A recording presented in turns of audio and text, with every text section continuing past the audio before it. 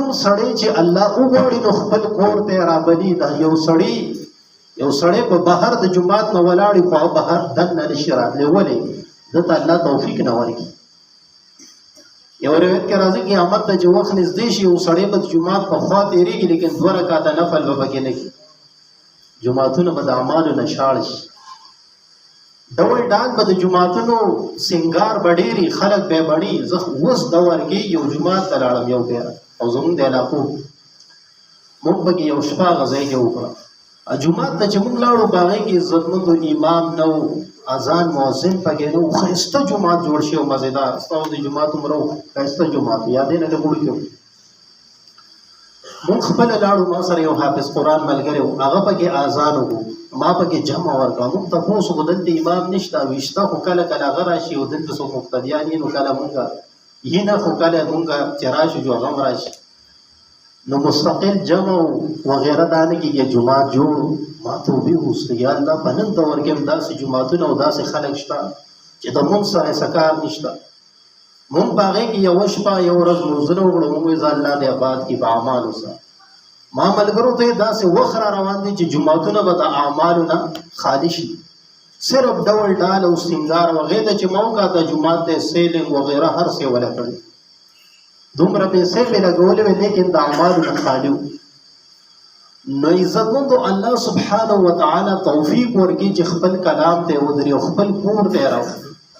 مولانا قاری طیب رحمت الله علیه محتمم دیوبند هغه فرمایل وی میں تو اس قابل نہ تھا تو نے اپنے گھر بلایا شکر ہے تیرا خدایا. یا اللہ زه خدا دې قابل نو خو ستا راله توفیق راکړو ستا کور ته رالم تا راوستم.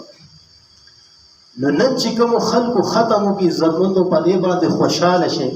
قل بفضل الله وبرحمته فبذلك فليفرحوا وخير مما يجمعون.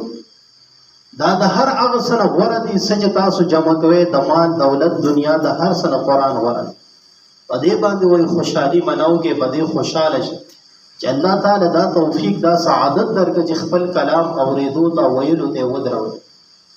علماء کرام ذکر کوي عزتمندو او دا حدیث هم دی چې من جاء بالحسنة د قرآن آیت دی فله عشر امثالها. عبدالله ابن مسعود حدیث هم راوړي چې څوک د قرآن یو حرف ولولي هغه لره په یو حرف باندې 10 نیکۍ دي. زه دا نه وایم چې الف لام میم یو حرف دی، بلکې الف یو حرف، لام یو حرف، میم یو حرف، دا 13 نیکۍ شو.